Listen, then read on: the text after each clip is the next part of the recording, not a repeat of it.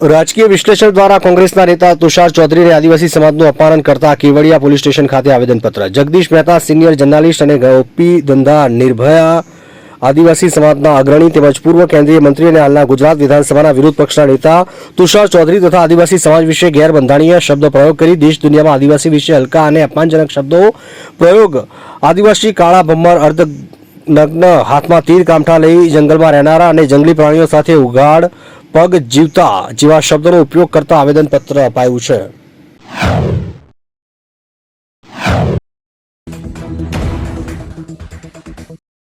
બોરિયાજ ખાતે રૂરલ પોલીસનો 27 ગુનાઓમાં ઝડપાયેલ કેસોમાં કુલ 1,20,612 નંગ બોટલો રૂપિયા 1,67,23,690 નો નાશ કરાયો.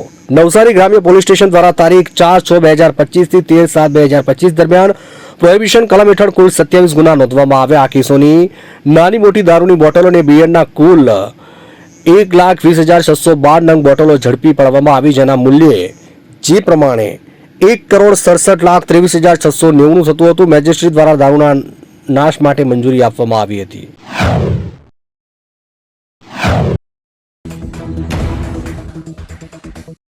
હાર્ટ એટેક આવે તો તેને અઠવાડિયા પહેલા કયા લક્ષણો દેખાય છે? ડોક્ટર CM નાગેશના જણાવ્યા મુજબ હાર્ટ એટેકના અઠવાડિયા પહેલા દેખાતા શરૂઆતના લક્ષણોમાં સતત થાક, હળવા શ્રમથી શ્વાસ લેવામાં તકલીફ, છાતીમાં અસ્વસ્થતા, ઊંઘમાં ખલેલ, ચક્કર અથવા બેચેનીનો સમાવેશ થાય છે. ડોક્ટરના મતે તેના લક્ષણોમાં ઠંડો પરસેવો, અનિયમિત ધબકારા અને જડબા પીઠ કે ડાબા ખભામાં દુખાવો પણ સામેલ છે.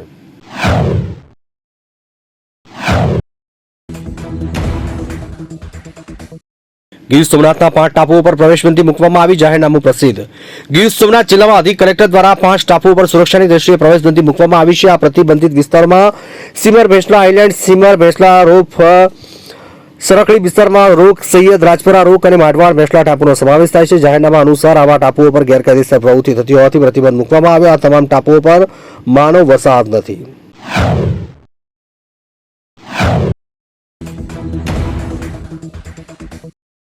અમદાવાદથી લાપતા થયેલી 2 વિદ્યાર્થીનીઓ 48 કલાક બાદ મુંબઈથી મળી આવી. અમદાવાદના લો ગાર્ડન વિસ્તાર નજીક સમર્થ સ્કૂલમાં અભ્યાસ કરતી 2 સગીર વિદ્યાર્થીઓ લાપતા થયાના 48 કલાક બાદ મુંબઈથી મળી આવી છે અને હવે બંને બાળકીઓને કસ્ટડીમાં લેવા માટે એલિસબ્રિજ પોલીસ ટીમ મુંબઈ જવા રવાના થઈ છે. વિદ્યાર્થીઓ કઈ રીતે મુંબઈ પહોંચી ગઈ તે અંગે હજુ સુધી માહિતી મળી નથી. પરત લાવ્યા બાદ પોલીસ વિદ્યાર્થીઓની પૂછપરછ કરશે.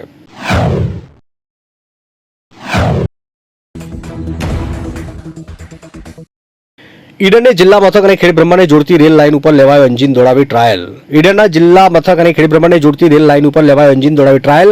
ગત રાતના 4 વાગે મળેલી માહિતી અનુસાર ઈડરને જિલ્લા મથક અને ખેડબ્રહ્માને જોડતી રેલ લાઇન ઉપર એન્જિન દોડાવી ટ્રાયલ લેવામાં આવ્યો. હવે અમદાવાદ સાથે વેપાર ઉદ્યોગનો ધમધમાટ વધશે. જિલ્લા મથકથી ઈડર ખેડબ્રહ્મા સુધીનું રેલવે લાઇનનું કામ પૂર્ણતાના આરે આવી નવા પાટા નખાઈ ચૂક્યા હોવાથી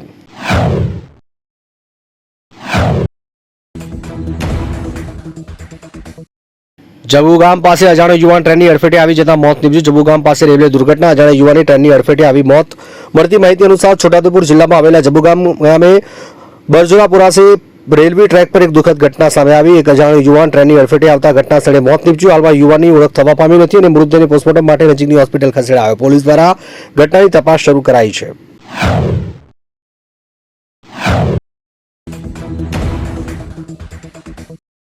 નર્મદા જિલ્લામાં મનરેગા યોજનાનો ભૂત ધૂણી. મનરેગા કૌભાંડમાં નથી. નર્મદાના 5 ટીડીઓ રિપોર્ટ આવે ગાંધીનગરની ટીમ. આ સમગ્ર મામલે 5 તાલુકાના ટીડીઓ કોઈ ગેરરીતિ થઈ નથી તેવા અહેવાલ જિલ્લા પંચાયતના નર્મદાને કર્યો હતો. આ મામલે તાત્કાલિક ડીડીઓએ જે તે તાલુકાના ટીડીઓના રિપોર્ટ પોઝિટિવ વાર્તા સમયે તાલુકા પંચાયતની આચારસંહિતા અમલમાં આવી. તત્કાલીન ટીડીઓ ઉત્તર તપાસ માટે તપાસની વાત કરી તો મનરેગા કેસ તપાસ કરીશુંની વાત કરી. 5 તાલુકાની ટીડીઓની શંકાસ્પદ હોવાથી હવે ગાંધીનગરની ટીમ આવી છે.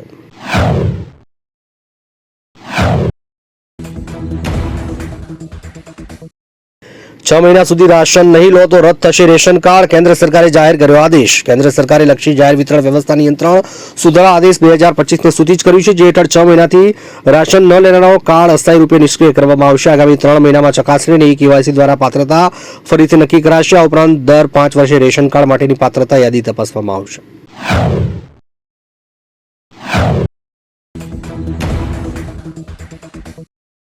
રાજ્યમાં દક્ષિણ ગુજરાત અને મધ્ય ગુજરાતમાં ભારે વરસાદની આગાહી. હવામાન વિભાગની આગાહી અનુસાર રાજ્યમાં આજથી વરસાદી માહોલ રહેશે. દક્ષિણ ગુજરાત, મધ્ય ગુજરાતમાં 25 થી 29 જુલાઈ દરમિયાન ભારેથી અતિભારે વરસાદ પડી શકે છે.